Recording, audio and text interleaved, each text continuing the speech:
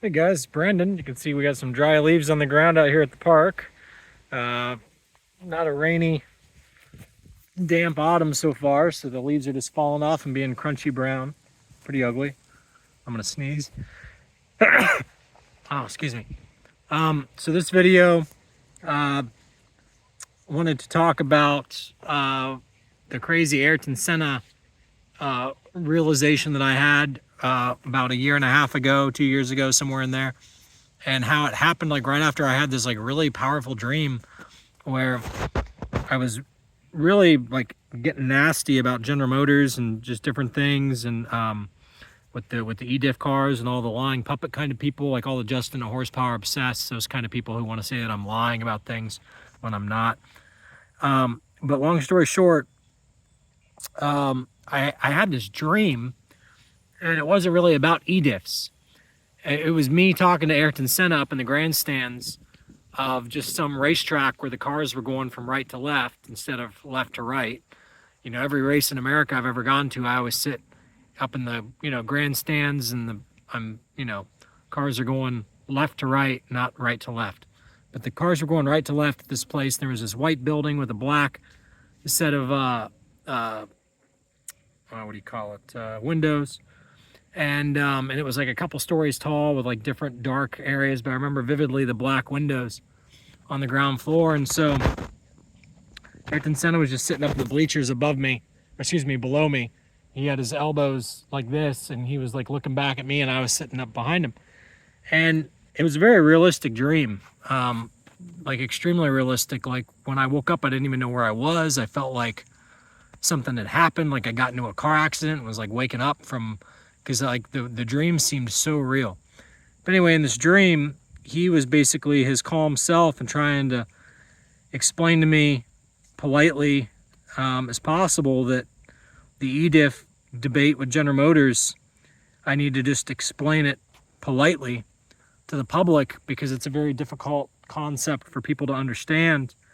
And, it's a universe of trade-offs, and even top race teams don't understand it. Now, he never said my race team didn't understand it and an ediff glitch is what killed me, Brandon, blah, blah, blah, blah, blah. For his driving style, that was never said in the dream.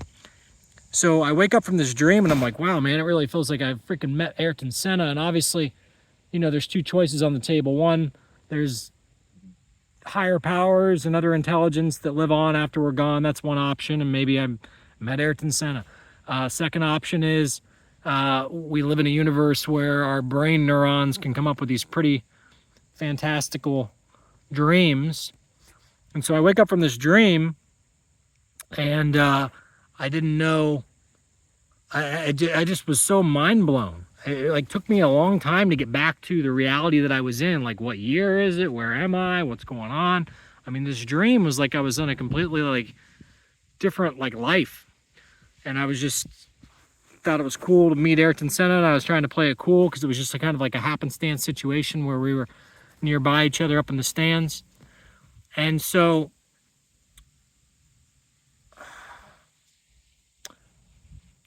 it gets me wondering about, I wonder what racetrack we were at during that dream. I wonder if that matches up with the Imola racetrack. I've never paid attention. I'm not a Formula One guy.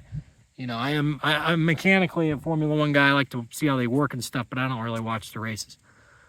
So it took me like several different videos typing in, like Senna, Imola, and just went through all these different videos.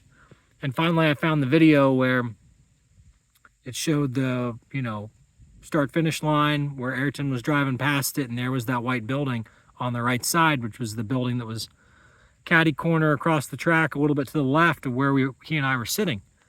And so I was like, damn, that's crazy. Like, that's such a crazy coincidence that my imagination came up with that, because I genuinely had no clue what Imola looked like. I didn't think I had it right. I didn't think that the track raced left to right there in that area. I mean, there's a lot of, even if I would have known that building was there, my guess would have been that the cars go this way by that building. My guess would have never been that the cars go this way. So it just really blew my mind that how accurate this dream was for it to just be complete happenstance. So then the other thing that I really started thinking about was I was thinking, I wonder, because I've always said that the ediff being bipolar on the C8 makes the car similar to how Ayrton Senna's bipolar Williams car was. Now, I never accused the Williams car of being bipolar because of an ediff early on. Like when I first started coming into the groups, into the Corvette groups, I just said, somebody's going to get killed like Senna in one of these cars because the ediffs, the cars, and in the beginning even of the C8, I didn't even know it was the ediff. I just said, this car is bipolar. It changes moment to moment. It's because the weight distribution's off. And I didn't understand really what it all was. So first step was I figured out the ediff. So I guess you'd say second step. I figured out the ediff was the problem on the C8s. Once I started driving the non-Z51s, that's when it really hit me. It's like, oh God, this was the solution, this mechanical diff. So, because originally I just thought it was the weight distribution was off on the C8. But I still had I hadn't put it together yet that the Williams car was an ediff.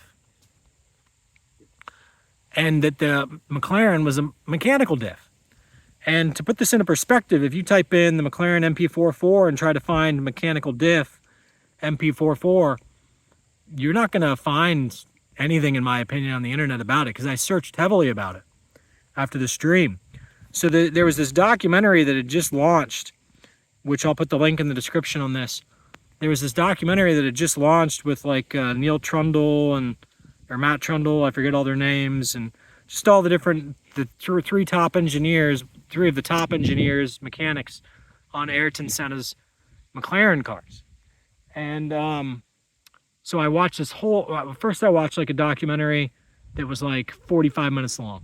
And I was like, damn, it didn't say it in there. Well, then I found another director's cut of that same documentary that was 2 hours and like 20 minutes long or something crazy. And I was like, I gotta watch this. And I mean, I couldn't do anything. It was like the middle of the night. I woke up from this dream in the middle of the night. I couldn't do anything except for just focus on this for like hours trying to solve was the McLaren a mechanical diff, because that would suddenly make sense. And I was pretty sure I was right, because as I started to think about it, I thought about how Ayrton Senna blips the throttle to get the back end to step out. And I'm like, if the E-diffs on the Formula 1 cars did the same thing as they do on the Corvettes, then when the E-diff gets blipped, it straightens out the car. Instead of stepping the car out, it straightens it out. And so, anyway, I finally find it, and sure enough, in that documentary, I'll put the link in the description comments, it says that the McLaren MP44 is a torsen diff, which is a type of mechanical diff. And they explain how they were fragile in the regard that they would break, because they tried to make them as lightweight as possible. They would break every couple races. So, but the big thing is, I think that F1 got away from them because Alain Prost, you know, he was against, he was obviously a contender against Senna. He wanted to beat Senna. And so he'd gone to the Williams team. And a person who knows how to drive well, like if you were to put me in an E-diff car after I've been driving mechanical diffs, and I had been Ayrton Senna's teammate on McLaren, I would quickly come to the conclusion, I'd be like, guys, this E-diff thing, it's going to handicap Ayrton Senna. This is going to fuck up his game completely. We got to like set a trap to get him to come to an E-diff car. And so what you would do is you would have the suspension make it look like the E-diff car is faster, the electro-hydraulic suspension, actuated suspension. Then you would make it illegal the year that Ayrton Senna comes to the team, so that all that's left is the E-diff, and you'd try to convince Ayrton Senna that the E-diff was part of the equation for why the car was faster. Because see, the Williams car, when Prost was driving it, was faster than the McLaren that Senna drove, but Senna was still able to compete. So that's exactly what happened. And then, of course, Prost retires because he didn't want to get humiliated. He didn't want to be a relativity stick that Ayrton Senna's still the best driver. He's just now in a handicap car. So Prost retires the moment that they get rid of the electro-hydraulic suspension, and they convince Ayrton Senna to keep the E-diff. And Ayrton had that feeling that he wasn't supposed to race on Imola Day. Somebody else had died earlier in qualifying the day before, and Ayrton was explaining to the engineers and the other drivers on his team that the car was worse, that it's like bipolar and that it spins. And like 1 minute it pushes, the next minute it spins. That's basically the way he explained it. And there's video footage of him spinning the car. So this is exactly how the C8s work. At lower speeds you can spin them, and at higher speeds the ediff locks up more and more. Okay, you can't step them out. So basically GM basically has ediff program similar to when the ediffs were first introduced to Formula One. And everybody says, how do we make Formula One exciting again? You'd bring back the torsen diffs. But I think what happened was they wanted to know which car technology was the best. That way the quote unquote, so many things in this world are fixed. Like the gambling on it's fixed. And when people like Ayrton Senna come along, it's just raw talent, you can't fix those races.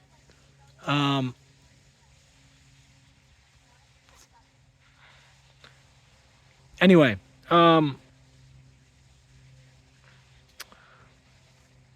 because Ayrton just wins. People like Ayrton just win. But anyway, just wanted to kind of run through that a little bit and talk about that, because I haven't talked about that in a long time.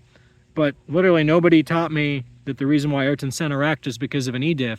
It was that dream I had where I'm talking to Ayrton Senna, you know, whether it's my imagination or whether it was something real to it. And he's like, you just have to educate the world. And that's really when I was like, I really got to make a documentary about this whole thing.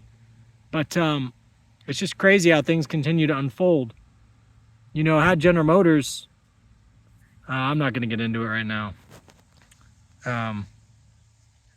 About lemon stuff. But anyway, hopefully you learned something. Watch this documentary. It'll blow your mind. See ya.